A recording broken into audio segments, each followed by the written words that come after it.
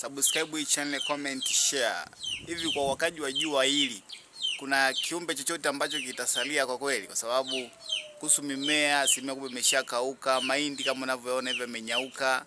Sasa sijui mwenzangu unaweza kaniambia kwenye comment, kwa wakaji wa jua hili mvua inyeshi na nilie mkopa nitamlipa kama jua ndio linawaka hivi, hali ya vyakula inakuwa hivi, nitamlipa kweli? Sina imani sana, ila I say sijui kwa hili jua linalowaka. Subscribe, comment, share, tuwe pamoja. Kwa maono yako wewe ni yapi kwa wakaji wa jua hili?